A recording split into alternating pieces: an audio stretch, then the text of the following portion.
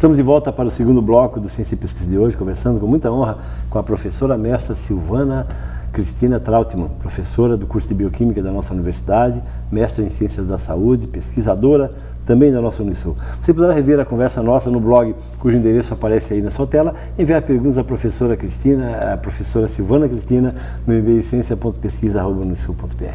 Professora, falamos no bloco passado da dificuldade que particularmente eu vejo, assim, em função de toda a minha história, né, a minha trajetória, a dificuldade preventiva que as nossas pessoas, você, telespectador, telespectadora, tem em relação a tudo praticamente, desde a forma de levantar peso, carregar, transportar volumes e fundamentalmente as questões de medicamentos, professor. Como é que tu vês a precariedade de informações sobre prevenção e como é que a professora vê?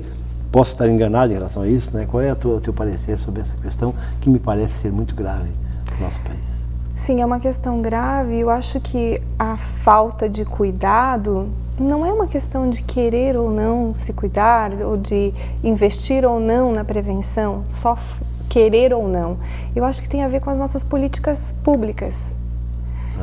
Porque as políticas públicas é que determinam o caminho do que vai ser divulgado à população, do que vai ser disseminado e o que vai se querer mudar efetivamente no país.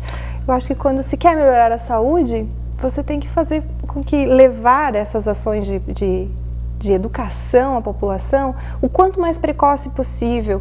Por exemplo, se você quer acabar com obesidade no país, a gente vai ter que começar lá na escola, cuidando da criança, que um dia vai se tornar adolescente, adulto jovem, e vai trilhando a vida.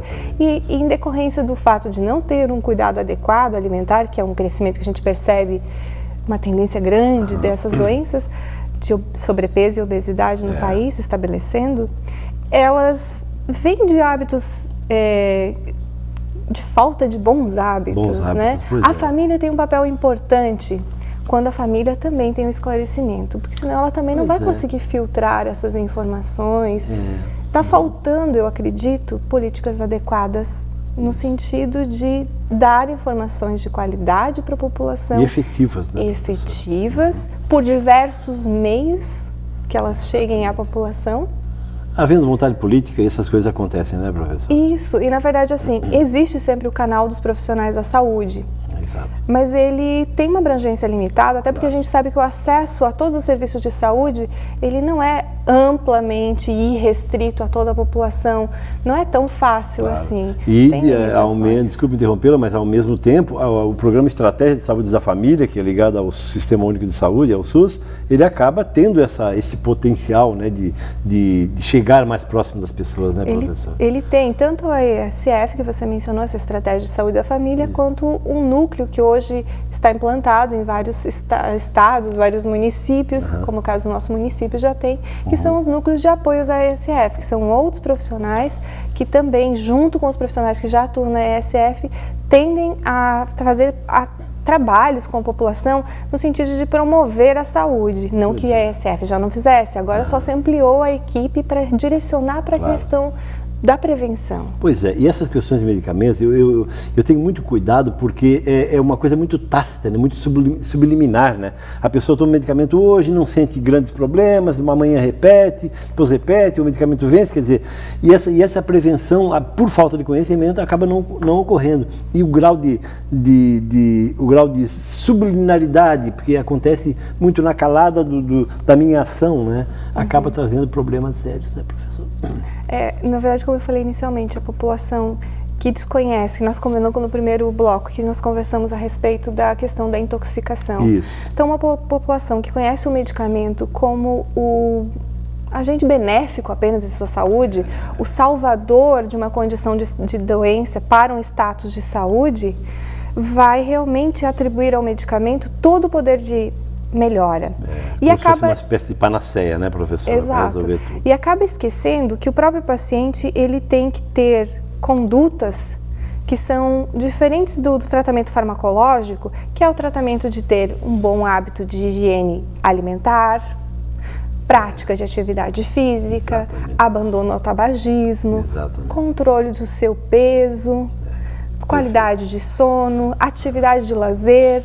Então, ter que ter bons hábitos de vida, isso contribui sobremaneira para evitar as doenças e para o bom andamento dos tratamentos. Inclusive, contribui, potencializa o efeito dos tratamentos farmacológicos. O tratamento farmacológico sozinho, para algumas doenças, é extremamente pobre em seus efeitos. Incipiente, né, professora? Mas, professora, vamos voltar a falar da sua pesquisa, que é o nosso tema central da nossa conversa, né? Aliás, eu sempre digo que quando a conversa é boa, a gente vai permeando por vários caminhos. Professora, perfil farmacoterápico de...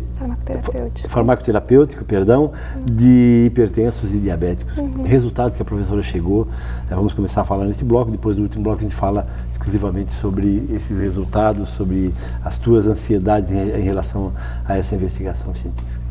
Então, com os resultados que eu acho mais importante que a gente verificou é que, assim, as pessoas têm acesso ao medicamento, mas eu acho que a questão de que nós acabamos de falar, que atribui um poder tão mágico ao medicamento, tão precioso, tipo, tenho medicamento, eu estou fazendo meu tratamento, então eu não preciso me cuidar.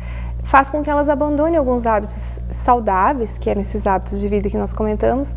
Isso a gente observou marcadamente, que teve um declínio assim, no número de pessoas que praticam atividade física, um aumento muito grande de pessoas na condição já de sobrepeso e de obesidade mesmo, quase 70% da população que a gente investigou. Olha só, quase 70%, ou seja, elas entram numa zona de conforto causada pelo medicamento naquele momento e acabam virando de repente sedentários, né? Uma coisa que pode preocupar, né? E que não ajuda em nada no controle do diabetes e da hipertensão. Olha só, interessante isso. Né? E o que a gente observa assim, que apesar das pessoas terem acesso ao medicamento, mais de 90% das pessoas disseram que tinham os medicamentos. Mais de 75% conseguiram eles gratuitamente pelo SUS. Olha só. Então, apesar de tudo isso, cerca de... Olha, não chegou a 70% das pessoas usavam os medicamentos regularmente e de acordo com a prescrição médica. Então, como contrapartida, outra coisa que a gente observou como efeito desse hábito de não ter um hábito adequado de vida, não tomar o medicamento exatamente como prescrito, o que acontece é que o controle foi pobre das doenças. Olha só. Muito pobre. Nós vamos começar falando no último bloco, professora, exatamente sobre esse controle, não é? E sobre a adesão ao tratamento, exatamente dada a relevância e a importância dele para a saúde e para a longevidade das pessoas. Tá bom? Obrigada. Estamos conversando com muita honra com a professora mestra Silvana Cristina Trautmann. Você poderá, professora da nossa universidade, mestre em Ciências da Saúde, graduada em Farmácia pela Universidade Federal de Santa Catarina, pós-graduada pela Unisul em Farmácia Magistral, enfim, uma lista de atribuições e de produções que não cabe o nosso espaço para lhe falar. Você poderá rever a conversa nossa no blog, cujo endereço aparece aí na sua tela, e enviar perguntas à professora Silvana no e-mail ciência.pesquisa@unisul.br, confirmando a tese que o nosso tempo é nosso algoz. Daqui a pouco mais 3 minutos e voltamos para o espaço final, o bloco final do Ciência e Pesquisa de hoje.